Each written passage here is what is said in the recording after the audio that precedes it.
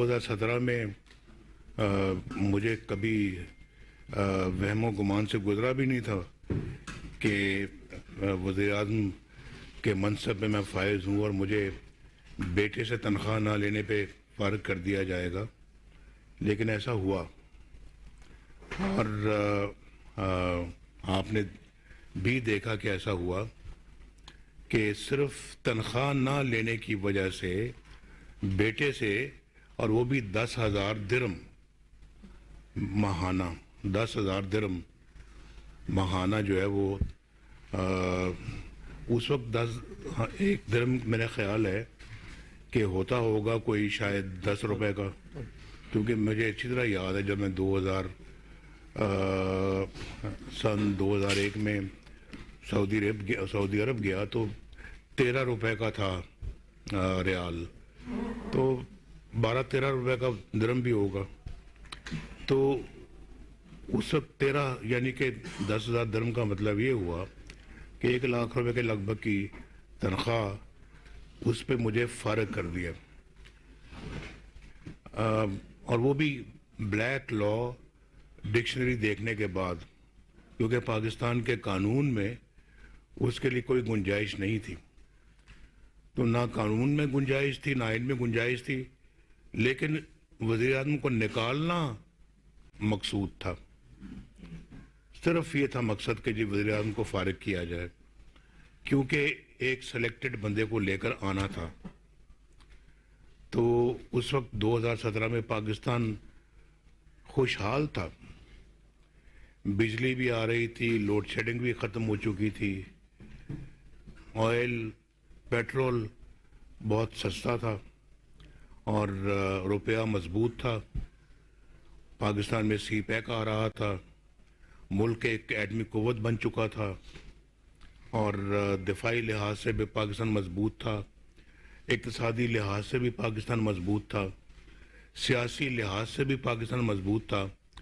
ہندوستان کے وزیر اعظم پاکستان آئے، اور پاکستان کے بارے میں دنیا یہ کہہ رہی تھی کہ انشاءاللہ یہ چند سالوں بعد ایک علاقائی طاقت بن جائے گا اور G20 میں بھی آ جائے گا، اور 6.2% ہماری گروتھ ریٹ تھی، مہنگائی کا نام و نشان تک نہیں تھا، نہ آٹا مہنگا تھا، نہ چینی مہنگی تھی، نہ بجلی مہنگی تھی، نہ گیس مہنگی تھی، نہ دالیں مہنگی تھی، نہ گوشت مہنگا تھا۔ سب غریبوں کے گھر بھی ماشاءاللہ آباد تھے، اور بچے بھی اسکول جاتے تھے، اور گھر میں اپنا روزگار بھی تھا، لاکھوں لوگ روزگار حاصل کر رہے تھے پاکستان کے اندر ہر سال، کروڑوں غربت کی لکیر سے باہر نکل رہے تھے۔ تو ملک تو ایک طرح کا الحمدللہ بھاگ رہا تھا، آگے دوڑ رہا تھا ترقی میں، اور خطے کے باقی ممالک ہم سے پیچھے تھے۔ آج سارا کچھ ریورس ہو گیا۔ IMF سے ہم نے خدا حافظ کہا تھا اپنے زمانے میں، بیٹھے یہ ڈاکٹر صاحب میرے بائیں بیٹھے ہوئے ہیں، یہ خود ہیں ان کو اپنا خدا حافظ کہنے والے۔ اچھا بھائی اب انشاءاللہ پھر جو ہے وہ ملیں گے، ابھی فی الحال ہمیں IMF کی کوئی ضرورت نہیں ہے، اپنا کام خود چلا رہے تھے۔ کوئی لون ہم اپنا جو ہے نا اپنے غیر ملکی جو قرضے تھے وہ واپس کر رہے تھے۔ مجھے معلوم ہے کہ ان کو معلوم ہے کہ ہم نے چین کا جو قرضہ واپس کیا، لیا نہیں ہم نے قرضہ اپنے زمانے میں، واپس کیا، اور اگر وہ مومنٹم چلتا رہتا تو آج ہم اللہ کے فضل و کرم سے بہت آگے ہوتے۔ دنیا میں ترقی یافتہ ممالک کے اندر بھی ہم بہت آگے ہوتے۔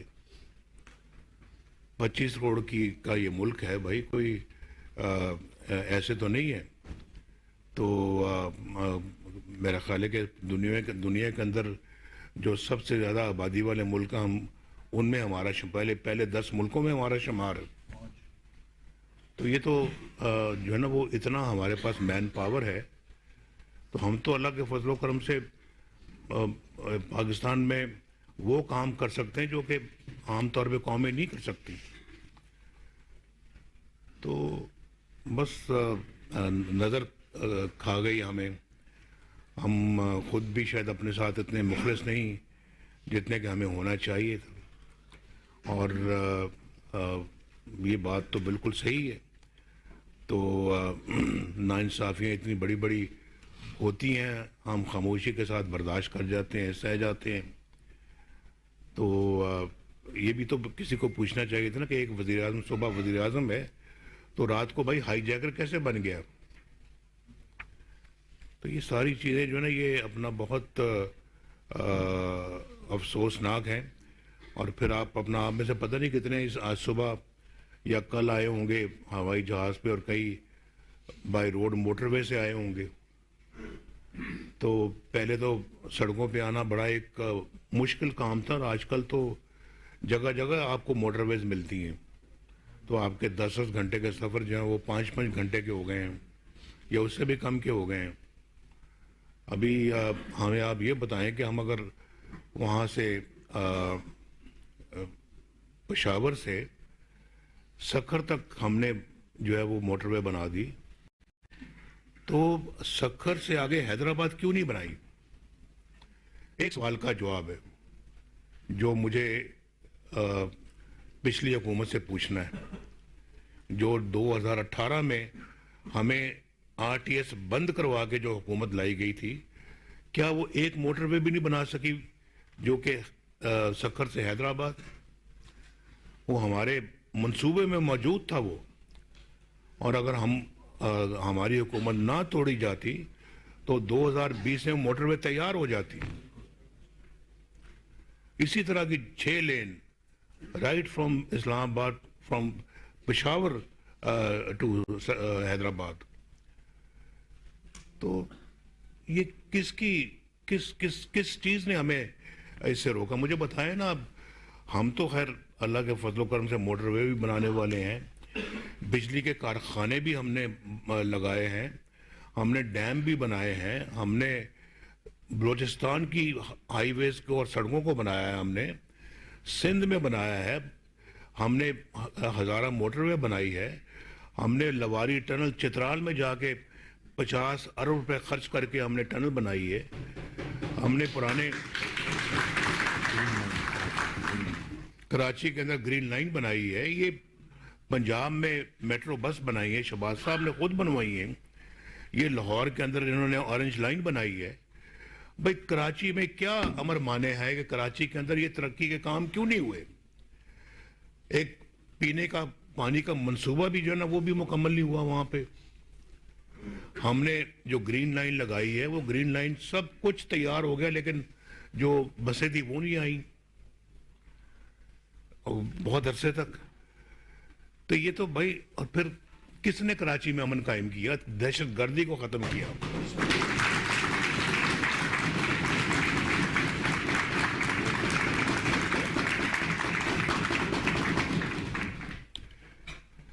تو ہم نے اللہ کے فضل و کرم سے جو کوئلہ سندھ کے اندر کوئلہ ہے, پچھلے 50 سال سے سن کے کان پک گئے تھے, لیکن سب کہتے ہی تھے, لگاتا کوئی نہیں تھا کوئی پروجیکٹ وہاں پہ.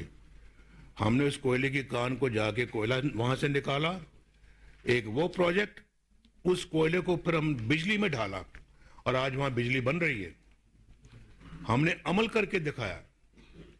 کراچی کے اندر جو ہے نا وہ جو ہمارا نیوکلیئر پاور پلانٹ لگایا 2200 میگا واٹ, کوئی چھوٹا پلانٹ نہیں ہے, 2200 میگا واٹ. تو کس نے یہ سارے کام کیے ہیں؟ اور ہمیں کہہ دیتے ہیں نواز شریف نے امن قائم کیا, نواز شریف نے امن قائم کیا. جب ووٹ کی باری آتی تو ووٹ کسی اور کو چلا جاتا ہے. یہ چترال والے بھی کہتے ہیں وہ جناب نواز شریف نے وہاں پہ لواری ٹنل بنائی ہے, نواز شریف نے بنائی ہے. جب وہاں پہ الیکشن ہوا تو ووٹ جماعت اسلامی کو چلا گیا. ٹنل ہم نے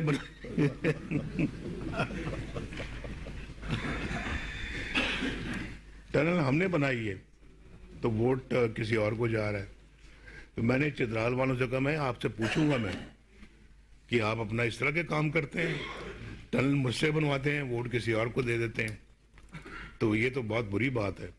تو امن کراچی میں قائم ہم کریں اور ووٹ جائے کسی اور کو, یار یہ تو کوئی بات تو نہیں ہے. کراچی والوں ذرا گریبان میں جھانک کے دیکھو, اپنے دیکھو تو صحیح ذرا تھوڑا سا. یہ تو اچھی بات نہیں ہے. اور ہم نے پورا خلوص کے ساتھ, محنت کے ساتھ ہم نے کام کیا. اور میرے ابھی ذہن میں ہے منصوبہ, کراچی سے حیدرآباد جو اس وقت ہم نے نیشنل ہائی وے کو موٹر وے بنا دیا ہے, میری نظر میں موٹر وے نہیں ہے وہ.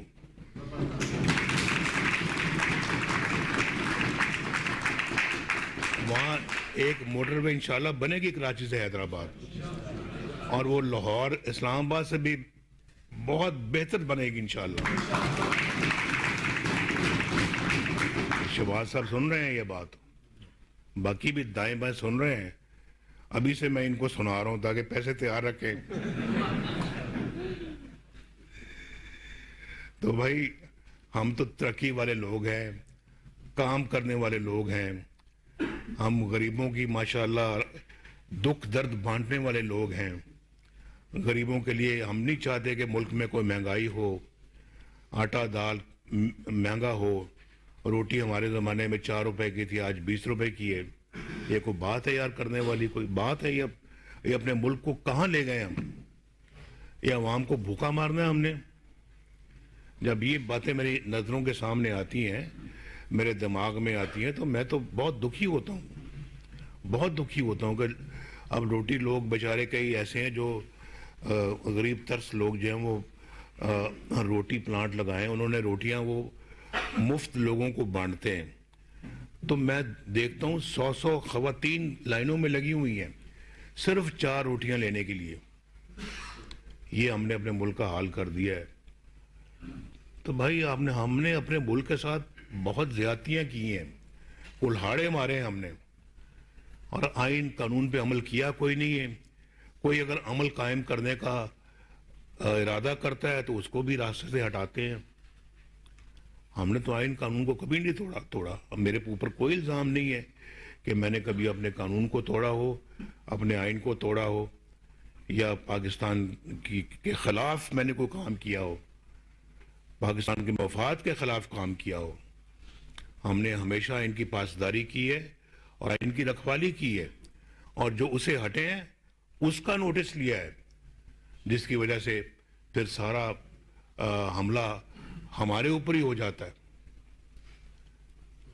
تو اس کی سزا پھر ہمیں بھگتنی پڑتی ہے. حکومت سے زیادہ تو میں اتنے سال میں حکومت نہیں میں رہا جتنے سال میں ملک بدری میں رہا ہوں. جتنا وقت میں نے جیلوں میں گزارا ہے, جھوٹے مقدمات میں گزارا ہے. وہ مقدمے دیکھ کے ان کا کیا حشر ہوا ہے. ہائی کورٹ نے ان کو 2-3 پیشیوں میں نکال کے باہر مارا ہے کہ اس میں تو ہے ہی کچھ نہیں. بھائی کیوں سزا دی نواز شریف کو؟ مجھے ذرا بتائیں نا جی سب. آخر ایک وزیر, میں کوئی اللہ معاف کرے کوئی کرمنل ریکارڈ میرا نہیں ہے. میں ملک کا وزیر اعظم تھا, وہاں اس عہدے سے ہٹا کے آپ نے مجھے جیل میں ڈالا, جھوٹے مقدمے کیے اور 150 پیشیاں بھگتی میں نے. ساتھ یہ بھی, اس نے بھی, مریم نے بھی. ہم کون سے ہم میں سے میرے بھائی اس کے بھی جھوٹے مقدمے بنے, یہ جو بیٹھے ہیں اس پہ جھوٹے مقدمے بنے, دائیں بائیں سب بیٹھے ہوئے ہیں. وہ دیکھیں رانا ثناء اللہ صاحب کے اوپر تو پرچہ بنا دیا ہیروئن کا, سمگلنگ کا. اتنا جھوٹا پرچہ یار, خدا کا خوف کرو بھائی, کہ گاڑی سے نکلی ہے, ہیروئن نکلی ہے, کہاں ثبوت اس کا؟ وہ بھی جج نے اٹھا کے اس کو بھی باہر پھینکا مقدمے کو. مقدمہ بنانا ہے کوئی, یہ تو نہ بناؤ نا کہ ہم بھینس چوری کرنے والے تو ہم نظر نہیں آتے. بھینس چوری کا مقدمہ ہمارے خلاف بن رہا ہے. ہم تو وہ کبھی نہ بھینس چرائی ہے نہ کبھی ہم نے سوچا اس کے بارے میں. ان کو بھی ہیرون کا مقدمہ ڈال دیا بیچارے کے اوپر. بہرحال جی میں آپ سب کا بڑا مشکور ہوں. پر جھوٹے مقدمات بنائے گئے. 2017 میں سیف تنخواہ نہ لینے کی وجہ سے مجھے وزیر اعظم کے عہدے سے ہٹا دیا گیا.